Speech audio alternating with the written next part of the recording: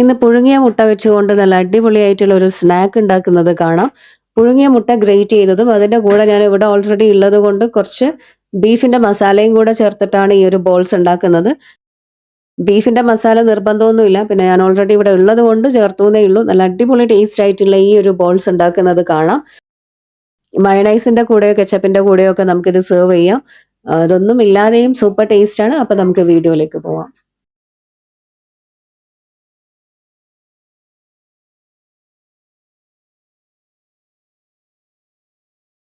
അപ്പൊ ഈ ഒരു സ്നാക്കിനായിട്ട് ആദ്യം ഞാൻ 3 മുട്ട പുഴുങ്ങി എടുക്കുന്നുണ്ട്. ഒരു പാത്രത്തിലേക്ക് കുറച്ച് വെള്ളം ഒഴിച്ചിട്ട് അതിലേക്ക് 3 മുട്ട ഇട്ട് കൊടുക്കാം. കുറച്ച് ഉപ്പും കൂടെ ചേർത്തിട്ട് ഇതൊന്ന് നന്നായി വേവിച്ചെടുക്കാം. നല്ല ഹാർഡ് ബോയിൽ ആയിട്ട് വേണം നമ്മൾ ഈ ഒരു സ്നാക്കിന് വേണ്ടി മുട്ട പുഴുങ്ങിയെടുക്കാൻ. അപ്പൊ ഉപ്പ് ചേർക്കുന്നത് പെട്ടെന്ന് തന്നെ നമുക്ക് തോട് അടർന്ന് കിട്ടാൻ വേണ്ടിയിട്ടാണ്. അങ്ങനെ പുഴുങ്ങിയെടുത്ത മുട്ട ഞാൻ ഇതാ തോടൊക്കെ കളഞ്ഞിട്ട് ഒരു ബൗളിലേക്ക് ഗ്രേറ്റ് ചെയ്തെടുക്കുന്നുണ്ട്. നമുക്ക് കൈകൊണ്ട് നന്നായിട്ട് പൊടിച്ചെടുക്കാൻ പറ്റുമെങ്കിൽ അങ്ങനെ ചെയ്യാം. അതെല്ലാം ഞാനിപ്പം ഗ്രേറ്റർ യൂസ് ചെയ്തിട്ട് നന്നായിട്ട് ഒന്ന് ഗ്രേറ്റ് ചെയ്തെടുക്കുന്നുണ്ട്. 3 മുട്ടയും ഇതേപോലെ ഗ്രേറ്റ് ചെയ്തെടുക്കാം.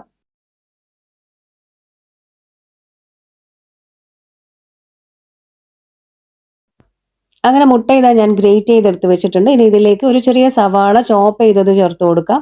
3-4 പച്ചമുളക് റൗണ്ടായിട്ട് കട്ട് ചെയ്തിട്ട് അതും ചേർത്ത് കൊടുക്കുന്നുണ്ട്. 1/2 ടീസ്പൂൺ ഇഞ്ചി വെളുത്തുള്ളി പേസ്റ്റ്, 1 ടീസ്പൂൺ മുളക് പൊടി, 1/2 ടീസ്പൂൺ മല്ലിപ്പൊടി, 1/2 ടീസ്പൂൺ മഞ്ഞൾപ്പൊടി, പിന്നെ ആവശ്യത്തിന് ഉപ്പ്, കുറച്ച് മല്ലിയില, പുതിനയില, കറിവേപ്പില അരിഞ്ഞ് ചേർത്ത് കൊടുക്കാം.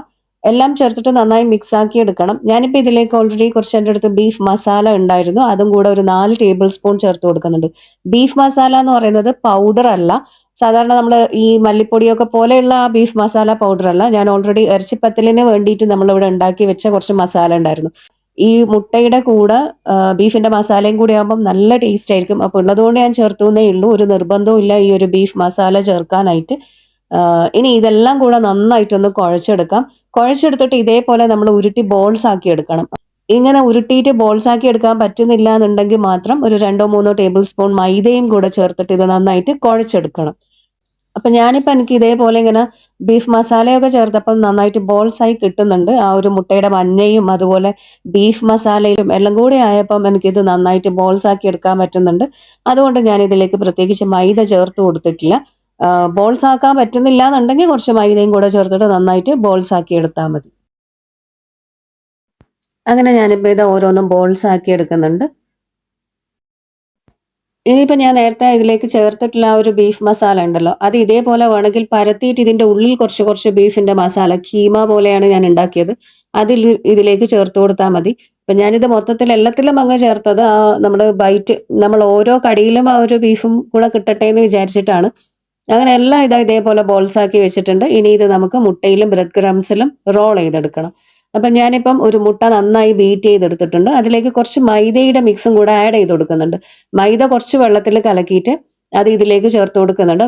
അപ്പൊ മൈദന്റെ പേസ്റ്റിലേക്ക് ഞാനിപ്പം കുറച്ച് കുരുമുളകും ഉപ്പും കൂടെ ചേർത്ത് കൊടുത്തിട്ടുണ്ട്. എന്നിട്ട് നന്നായി ഇതൊന്ന് മുട്ടയിലേക്ക് ഇട്ടിട്ട് ബീറ്റ് ചെയ്തെടുക്കാം, നന്നായി മിക്സ് ആക്കി എടുക്കാം. അതേപോലെ തന്നെ കുറച്ച് ബ്രെഡ് ക്രംസും ഞാൻ റെഡിയാക്കി വെച്ചിട്ടുണ്ട്. ഇനി എന്താ ചെയ്യേണ്ടതെന്ന് വെച്ചാൽ ഓരോ ബോൾസും ഇതേപോലെ മുട്ടയിൽ മുക്കിയിട്ട് ബ്രെഡ് ക്രംസിൽ നന്നായി റോൾ ചെയ്തെടുക്കാം. ഞാനിത് ഡബിൾ കോട്ടിംഗ് ചെയ്യുന്നുണ്ട്, അതായത് 2 തവണ ഞാൻ ഇതേപോലെ തന്നെ ചെയ്യുന്നുണ്ട്. ഒരു തവണ ഞാൻ എല്ലാ മുട്ടയിലും മുക്കി ബ്രെഡ് ക്രംസിൽ റോൾ ചെയ്തെടുത്തിട്ട് പിന്നെയും ഒന്നുകൂടെ ചെയ്യുന്നുണ്ട്. അപ്പൊ നമുക്ക് പുറം ഭാഗം നന്നായിട്ട് കിട്ടുകയും ചെയ്യും, ഉള്ളിലുള്ള മുട്ടയുടെ മസാലയൊന്നും പുറത്തേക്ക് വരികയില്ല, നന്നായിട്ട് പുറം ഭാഗം നല്ല പെർഫെക്റ്റ് ആയിട്ട് കിട്ടും. അങ്ങനെ ഡബിൾ കോട്ടിംഗ് ചെയ്തിട്ട് ഞാൻ ഇതെല്ലാം എടുത്ത് മാറ്റി വെച്ചിട്ടുണ്ട്. ഇനി നമുക്ക് ഇത് എണ്ണയിലിട്ട് ഫ്രൈ ചെയ്തെടുക്കാം.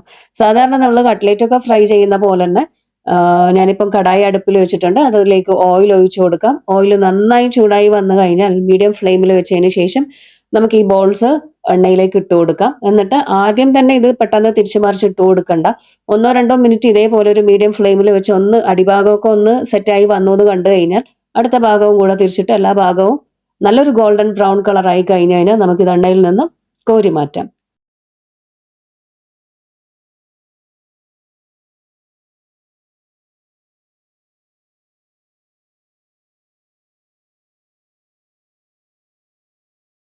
അങ്ങനെ ഇത് എല്ലാ ഭാഗവും മുരിഞ്ഞ് നല്ലൊരു ഗോൾഡൻ ബ്രൗൺ കളർ ആയിട്ടുണ്ട്. ഇനി ഇത് നമുക്ക് എണ്ണയിൽ നിന്ന് കോരി മാറ്റാം. ബാക്കിയുള്ളതും ഇതേപോലെ തന്നെ ഫ്രൈ ചെയ്തെടുക്കാം. അങ്ങനെ നല്ല ടേസ്റ്റി ആയിട്ടുള്ള എഗ് ബോൾസ് ഇവിടെ റെഡി ആയിട്ടുണ്ട്. ബീഫിന്റെ മസാല നമ്മൾ കീമ പോലെ ആക്കിയിട്ടാണ് ഞാൻ ഇതിൽ ചേർത്തിട്ടുള്ളത്. അതേപോലെ നമുക്ക് വേണമെങ്കിൽ ചിക്കനും ചേർത്ത് കൊടുക്കാം കേട്ടോ. ടേസ്റ്റിയാണ്, അടിപൊളി ടേസ്റ്റ് ആണ്. ഇതിൽ പ്രത്യേകിച്ച് മയണൈസോ കെച്ചപ്പോ ഒന്നും ആവശ്യമില്ല. എന്നാലും അതും കൂടെ കൂട്ടിയാവുമ്പം അടിപൊളി ടേസ്റ്റ് ആണ്. അപ്പൊ ഈ ഒരു സ്നാക്ക് എല്ലാവരും ഇന്ന് തന്നെ വീട്ടിൽ ഉണ്ടാക്കി നോക്ക്, എന്നിട്ട് എന്നോട് അഭിപ്രായം പറയണം. അപ്പം പുതിയ പുതിയ റെസിപ്പീസും ടിപ്സും വ്ളോഗ്സും ഒക്കെ ആയിട്ട് ഇനിയും കാണാം. പിന്നെ അതേപോലെ തന്നെ സബ്സ്ക്രൈബ് ചെയ്യാണ്ട് വീഡിയോസ് കാണുന്ന ആൾക്കാർ വീഡിയോ കണ്ടതിന് ശേഷം ഇഷ്ടപ്പെട്ടാൽ നിങ്ങൾ സബ്സ്ക്രൈബ് ചെയ്യാൻ മറക്കരുത്. അപ്പം പുതിയ പുതിയ റെസിപ്പീസ് ആയിട്ട് കാണുന്നത് വരെ take care and bye, Tata.